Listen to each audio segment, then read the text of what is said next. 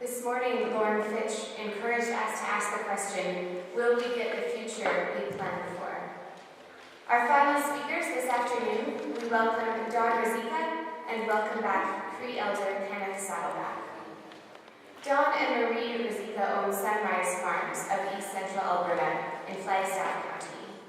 I have had the privilege of visiting their home a few times this past fall. Farming their land conventionally till 1995, Don and Marie made a great transition and now farm their 800 acres using holistic management tools and practices. Indeed, the chorus of birdsong one hears when visiting Sunrise Farms is a musical testament to their caring philosophy, their daily practice. Exemplifying the vision of agrarian philosopher Wendell Berry, Don and Marie embrace the responsibilities of stewardship, caring for all creation. Please join me in welcoming our final speakers, Don Ruzicka and Cree Elder.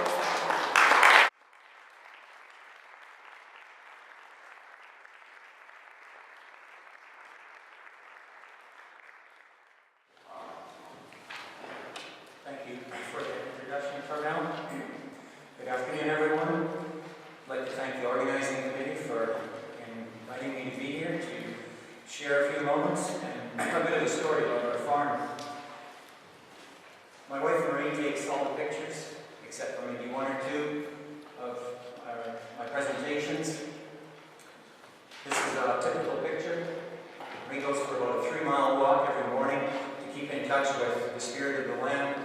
And she takes thousands of pictures. I think last year she put on about 1,200 miles, walking 3 to 5 miles a day. So she's really connected to the land, and her pictures inspire me. So I'm here to talk about the pictures. Marie takes a lot of pictures of clouds, and we never get tired of viewing them. Back in the 70s, Canadian singer-songwriter Joni Mitchell wrote a song called Both Sides Now.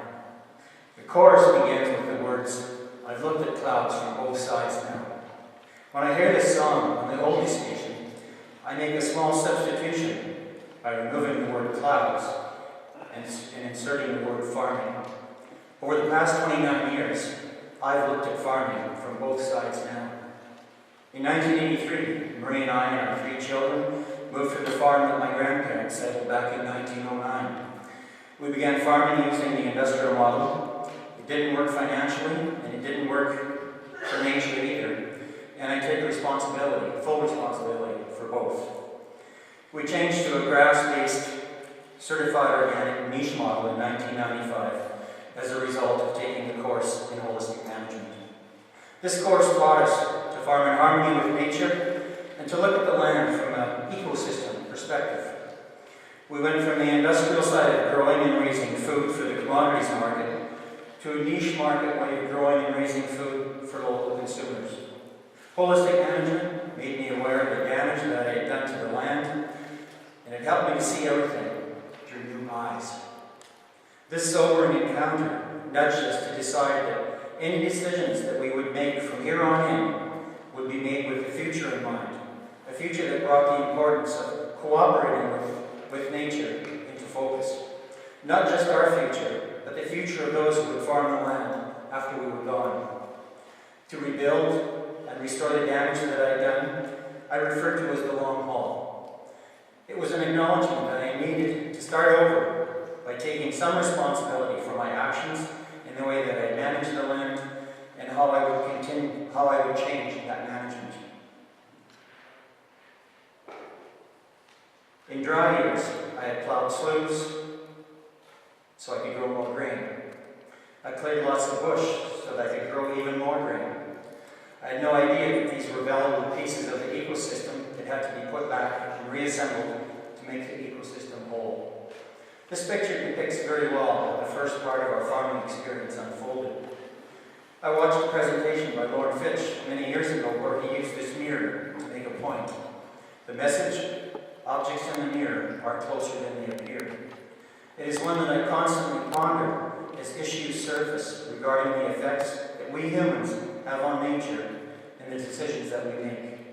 I, for one, have been asking the question for too long What can I get away with? Now I ask, what does nature require of me here and now on our farm? There are many issues right here and now, as well as on the horizon, that are begging for a response. How we will react to these has the ability to affect the future in one of two ways, positively or negatively.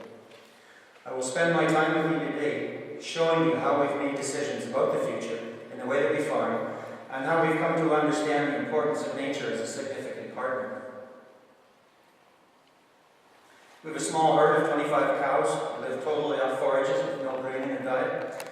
Cattle stomachs are not designed to digest grain. A total diet of grass and legumes and other forages results in meat that has large amounts of omega-3 fatty acids, which are beneficial to our health. They calve and sink with the season just like wildlife in May and June. We raise chickens in these shelters and are moved ahead every morning to a fresh buffet of grasses, legumes, dandelions, and insects. A self-feeder of grain is provided in each shelter, as well as a water. The turkey shelter is also mobile and is moved every morning. It provides the same buffet as the chickens enjoy. The laying hens are moved every morning, and the result of the lush green grass in their diet are bright yellow egg yolks that contain omega-3 fatty acids. Not many people realize that hogs enjoy forages as well. One of the great joys that the pig has is to root, and this model of raising them allows them to do just that. These shelters each have 2 nipple waters, a grain self-feeder, and they also are moved ahead to fresh pasture, but twice per day.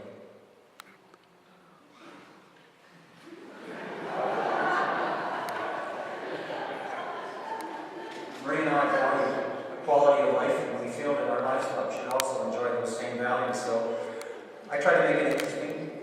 I've thrown basketballs in, and they don't take much interest. I tossed this football into the shelter one day thinking that this might add to the enjoyment as well. As you can see, it aroused their suspicion and didn't catch on too well. I think that they're onto the fact that footballs are made of pigskin. And we're only a couple weeks away from the Grey Cup. All of our poultry and hog feed is purchased from off the farm, fed to our livestock, and the manure is left behind as the shelters are moved in. We custom graze cattle for other farmers as well. They are rotationally grazed and moved to a fresh buffet of forages every day. Our farm is 800 acres in size, with 600 acres to be to tame pasture, and 200 acres of native prairie, wetlands, and trees. The largest consumption of gas on our farm is from my Honda ATV, which is used daily from early May until late September to do the chores and check the cattle. This amounts to about 1.5 gallons per day. The water tank is moved along with the cattle with each move. This ensures that the manure is spread around evenly in each paddock to fertilize and help the forages to grow. Fossil fuel consumption is an issue that concerns us. Holistic management taught us that we could use livestock as a tool. This paddock was grazed in early June. Here it is, early November. The grasses and alfalfa have gone to seed, and the cattle are not getting a lot of nutrition from this grazing. However, they are knocking the seeds off the plants, and when this paddock is grazed in the spring, the cattle will punch the seeds into the ground with their hooves. With a little rain and sunshine, we will have new growth. We haven't had to purchase any new seed or work the land countless times over with a tractor or an implement burning up fossil fuels. After taking the holistic management course, I started to read some interesting authors. Edward O. Wilson tells us that we all have biophilia, which means that we are hardwired, all of us are hardwired to care for nature. However, we need a catalyst to manifest that stewardship. And for me, the holistic management course was the beginning catalyst. Another author, who Jean spoke about in his introduction last evening, Aldo Leopold, has had a huge effect when I read about his land ethic. It reflects the existence of an ecological conscience, which in turn reflects the conviction of individual responsibility for the health of the land. I have found no better words of wisdom than these to help build a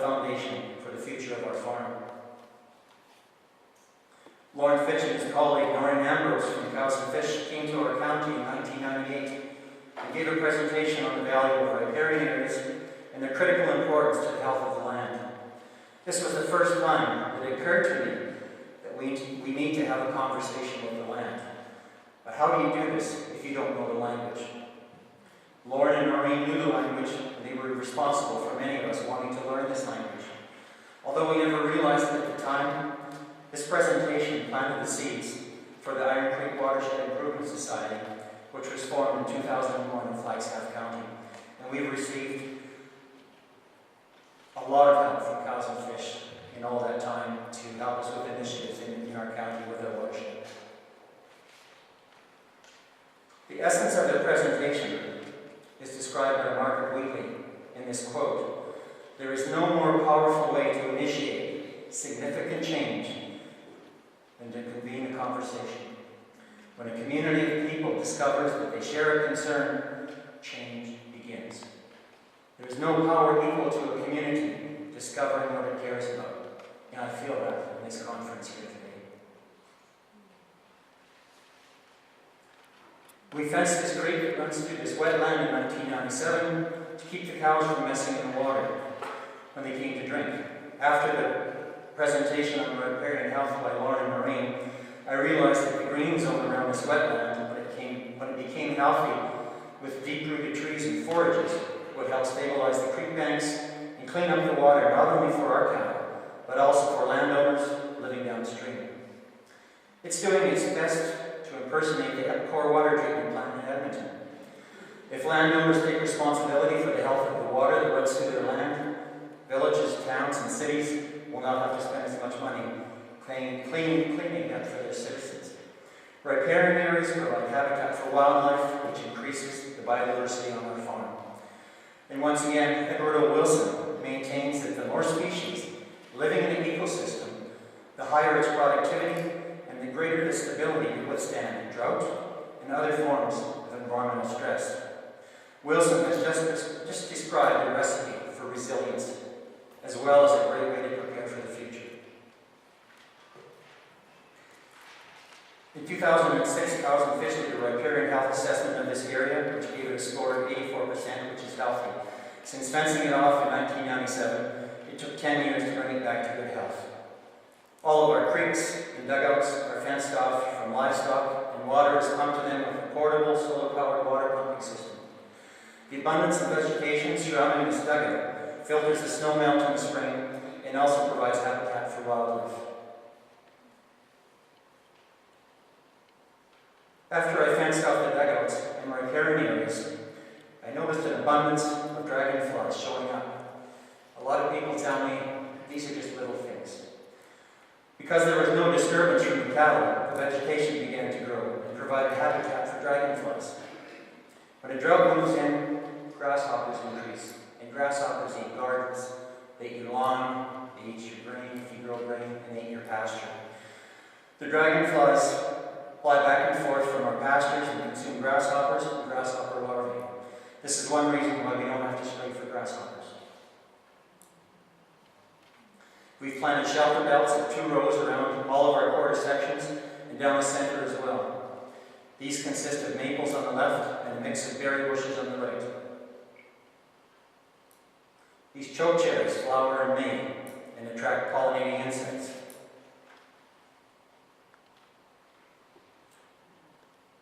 Insects show up to pollinate the flowers. Some of these insects attract a variety of different species of birds. If these birds decide to hang around for the summer and fall, they can snack on the chokecherries. Their droppings contribute phosphorus to fertilize the land. Insects like this bumblebee that are frequenting our shelter belt trees are also pollinating wildflowers like these wild roses, the emblem of this province. These rosehips are some of the results of the fruits of their labor, which provide food for wildlife throughout fall and winter. Along with the wind, they also pollinate the grasses and legumes in our pastures.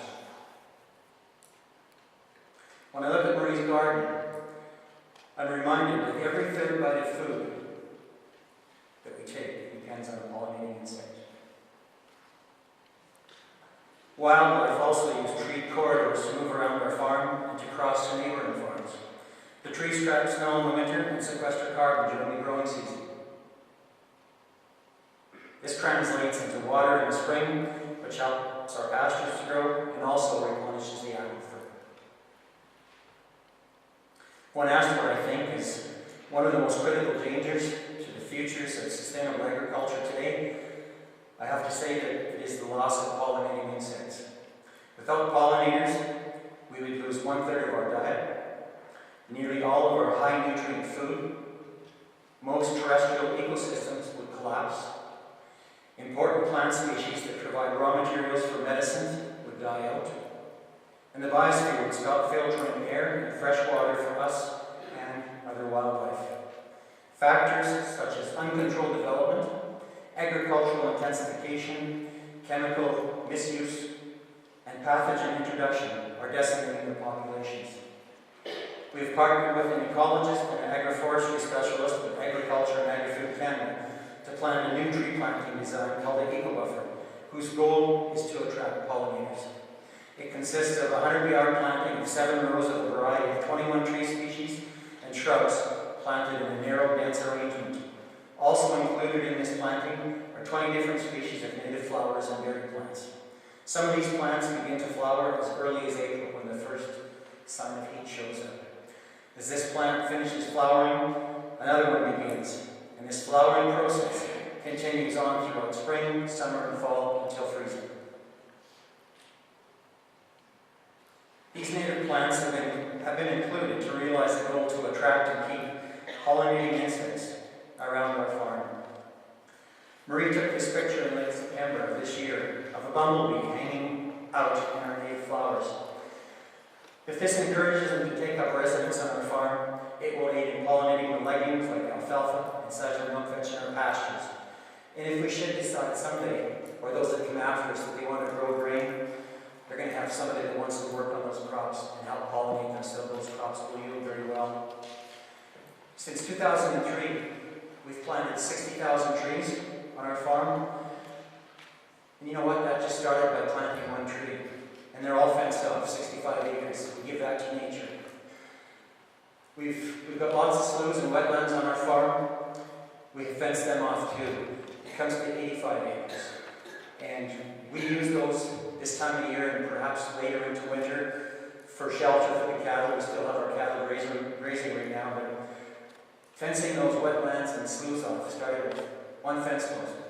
So I think sometimes we look at things as being too much of a struggle, too much work, but really when you look at it, you just have to pick up the shovel and start with 1 tree.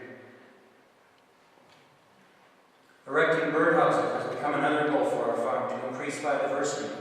In 2001, I built 150 birdhouses and put 30 on each of our 5 quarter sections. The occupancy rate was 27% in 2001 and has risen steadily to 97% in 2009.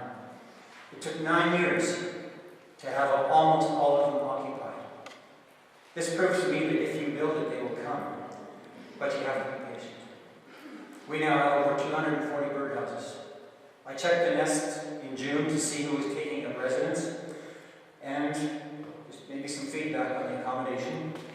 This year, there were about 190 houses occupied by tree swallows. They average 6 eggs per nest, which contributes close to 1,200 swallows from our farm back into nature. A swallow is one of the most proficient insect eaters and feeds its young 10 to 20 times each hour. Wherever our cattle are grazing, swallows are working at keeping the flies and mosquitoes from bothering them so they can concentrate on gaining weight. This is an example of nature speaking loud and clear, but not making a sound. This bluebird is sitting on her newly hatched family. I sense that she realizes the critical importance of her task in helping to keep her species alive and flourishing in order that nature may have a future. She had a total of 8 young ones the first hatch and another successful hatch later this summer. The male bluebird is a full-fledged part of the family, taking turns setting on the eggs as well as delivering certified organic soul food to the newly hatched.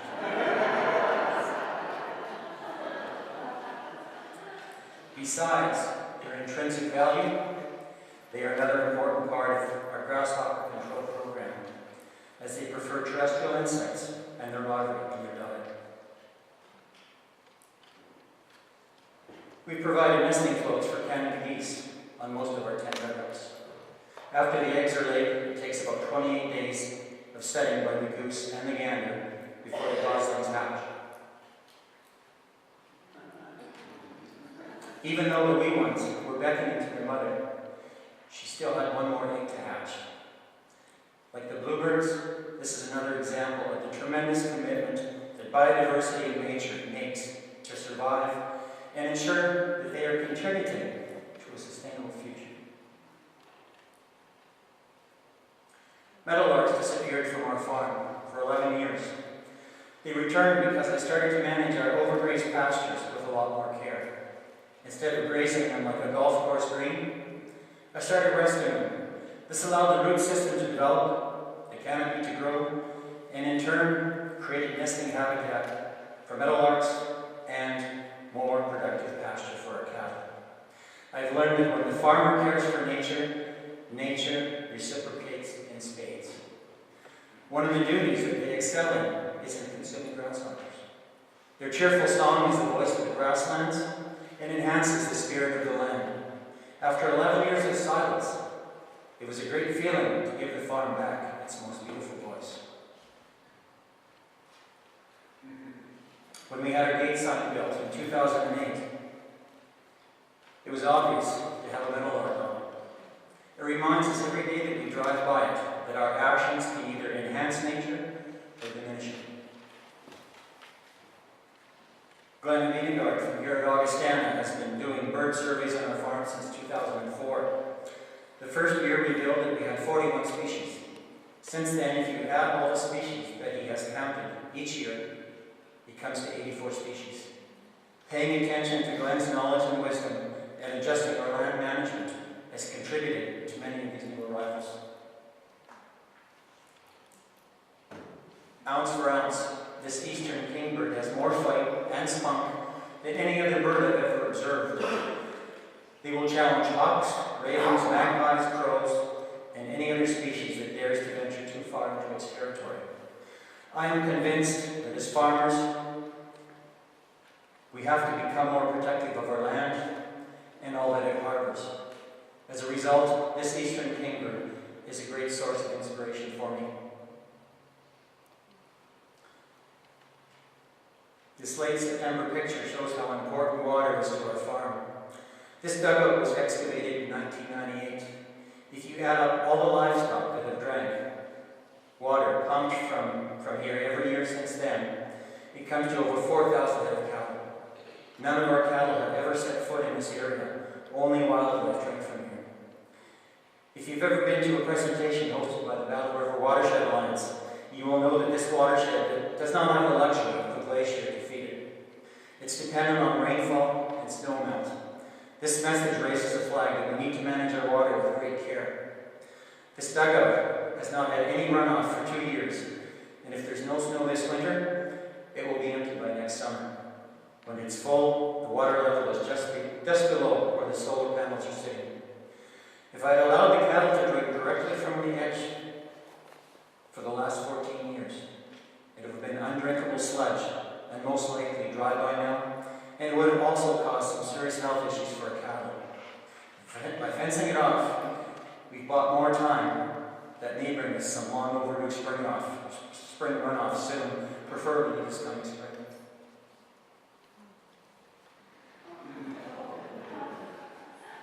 I included this slide because I want you to know that life is not always one big happy.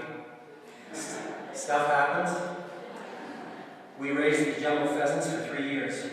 On this particular morning, I came out to move the shelter to fresh grass, and to my surprise, there was this great horned owl doing an impersonation of a white jumbo pheasant. There was collateral damage in each corner of the shelter, revealing a dead rooster pheasant in each corner. I figured that if I take responsibility for my actions, then then this owl should do the same. My next course of action was a result of watching too many Clint Eastwood movies, those spaghetti westerns from the 60s. I returned to the farmyard and I got my shotgun and the camera. I took this picture and I raised my gun to eradicate the owl. However, my holistic management principles kicked in and I realized that if I shot this owl, I would be treating a symptom. If I addressed the cause, which was a flimsy wire cover over the roof of the shelter, I would not have this problem again. I went back to the farm, brought a fish net to capture the owl and release it. Then I put stronger wire on the roof, and if I not have had any problems since. Marie and I heard an interesting story this fall. It draws me closer to the answer as to why it is so difficult to take responsibility for caring for the land. A teacher who was teaching grade 6 religion class was having trouble getting students to answer questions. She decided to offer $10 to the first student who could correctly name the most famous person that ever lived.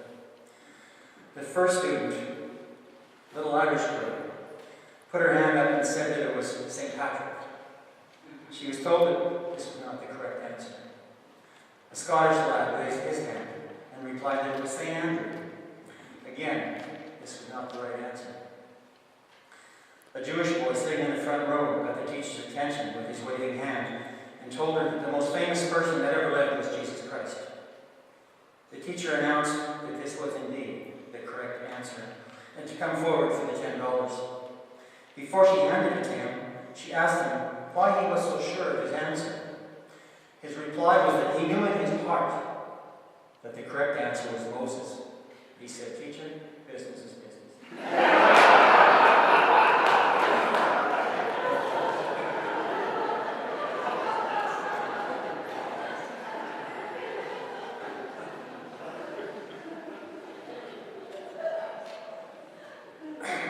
When I look back at the trees, the wetlands, and sloughs, and riparian areas that I destroyed or damaged, it was because business is business.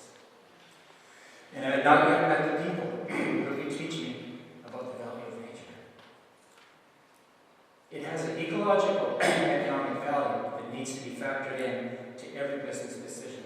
When we were getting a loan for the farm in 1983, we had a business plan, we presented it. The loans officer came out and he said, "You know, that 200 acres of native prairie," he said, "if you get into trouble, you can tear that up with your own brain."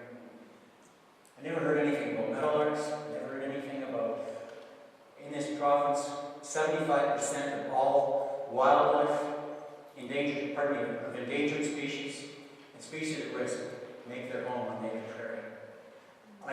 If we were to buy land today and I was going to get a loan, I would still not hear anybody advocating a financial value, an economic value for nature, and that's sad.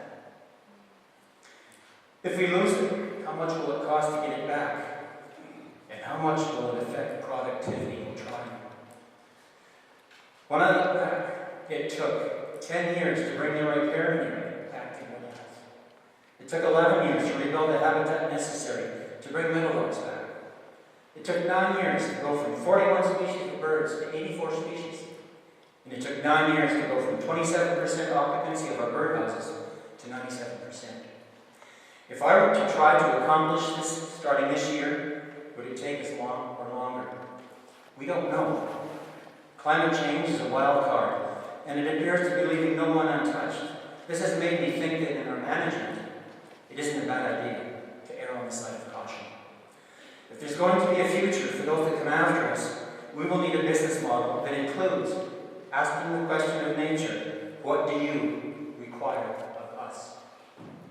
In order to make your business plan or your business model, I'm a huge fan of the Amish culture. They are unique in that they ask the question of any invention or innovation offered to them, how will this affect our community? They define their community to include nature. I could have prevented a lot of destruction if I had known this 29 years ago.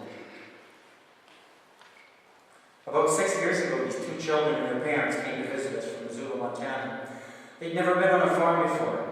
They saw many of the things that you've seen today, and I had the chance to explain to them why we do what we do. They gathered the eggs from our little hen house on the prairie. They washed them and watched Maria as she cooked them. This experience reminded me of the book, Last Child in the Woods, where the author talks about nature deficit disorder. We are fastly approaching a time where I have to wonder if children will have the opportunity to visit a farm and see what they saw. Will the song of the meadowlark be a recording?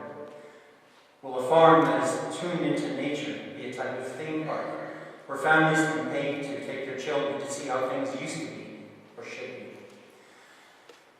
Or will we as a society begin to get it and demonstrate and tell the powers that be responsibility begins with the person gazing back at me in the mirror? We don't have any grandchildren yet. If we did, I suspect that their pictures would be everywhere in our home and would inspire and motivate us every day to ask the question, how can we make a difference to improve their future? Right now, our kids all live and work outside of Canada, and we often gaze at their pictures. This is one more reason why we've chosen to take responsibility for the health of the land, because someday, maybe someday soon, they will be back on the farm. Perhaps the age-old story about the pot of gold at the end of the rainbow isn't really a pot of gold at all. Maybe it's this healthy riparian area surrounding this wetland that is teeming with biodiversity and overflowing with water. As I gaze into the future, there is no doubt in my mind that it is indeed much, much more precious than gold. I hope that these pictures have in some way helped you to understand that the land has a spirit. If the land is not cared for, the spirit is diminished in the land, the landowner, and the community. As I said in the beginning, I've seen this from both sides now. And for me, the path that we chose has made a difference on our farm and has contributed something back to the common good. Nature really does matter. In closing, I wish you well on your journey. Maria and I have looked back at this experience as doing little things as we went along. If you think you can do only little things, then do little things. Because little things add up and they create change. I have a quote from Alma Leopold that sums things up quite well. We abuse the land because we regard it as a community, as a commodity, belonging to us. When we see land as a community to which we belong,